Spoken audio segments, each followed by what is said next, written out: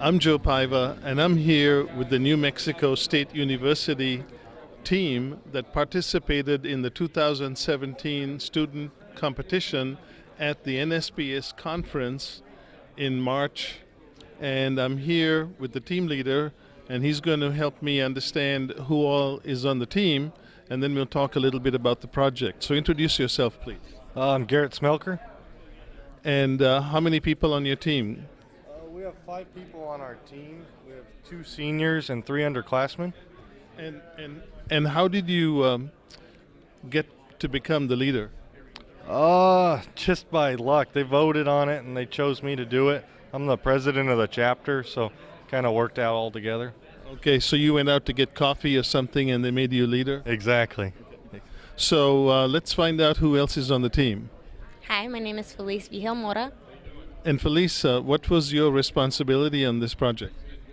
I helped the equipment. I mean, everybody was a team player in this one, so I helped the equipment, get everything set up, just team player. Okay, very good. And who do we have here?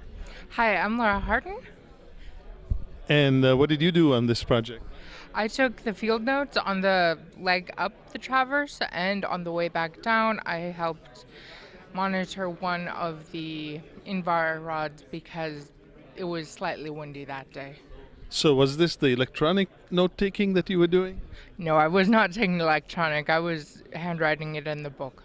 Okay, so any of the problems that happen are not your fault? Not with the electronic one. And who do we have here? Alberto Guerrero. And Adalberto, tell us what you did. I was the one that brought the coffee to Garrett. Okay, very good. And tell me a little bit more about what else you did. Okay, well, pretty much what me and Garrett we were the crew chief of the little team here, and we were just overseeing that everybody else was, doing the level loop the right way. And last but not the least team member. Hi, I'm Julian Heckman. And what did you do? We were doing the crew stuff, so we did a lot of the leveling, me, Garrett, and Berto over here. So New Mexico is a rather large state. What part do you come from? I'm from Albuquerque, New Mexico. And how about you, Adalberto? I'm actually from El Paso, Texas, so I travel to Las Cruces every day to school. So you're one of those border crossing people. I'm from Las Cruces. Oh, really? Interesting. And Felice? I'm from Albuquerque, New Mexico. Okay, and you? I'm also from Las Cruces. Okay, so tell me a little bit about your project. Maybe we can break it up a little bit, but what was the objective here? We needed to explore high precision vertical control, and we have a first order control network on campus, but the east side of campus only had GPS measurements, so we decided we would extend the network. Okay, so this was a network densification project. Yes, sir. In 2010, some seniors did a senior project, and they ran a couple loops that were about 3 miles all the way to campus, and so we just took and built on top of their work and extended it.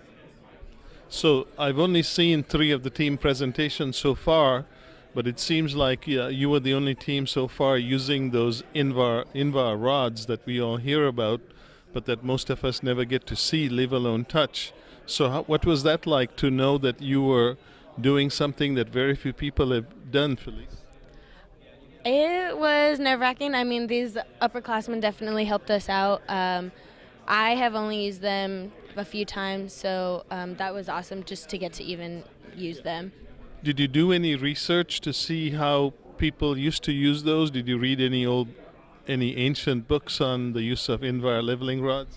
I did not know personally, but like I said, these upperclassmen definitely did help a lot with that, and they, gave us the ins and out of everything. So, Laura, since you were doing the field notes, were you using any special format for the leveling, or were you using what everybody who takes surveying learns to do for leveling? Apparently, I wasn't doing it the same way most people do it, but I do believe in the end that my sort of ingenious, weird little way of recording all of the data, Garrett was able to interpret for the Excel spreadsheet. So who was the person actually reading the level rod? Garrett was actually the one reading off the numbers to me, as well as the temperature and the barometric pressure.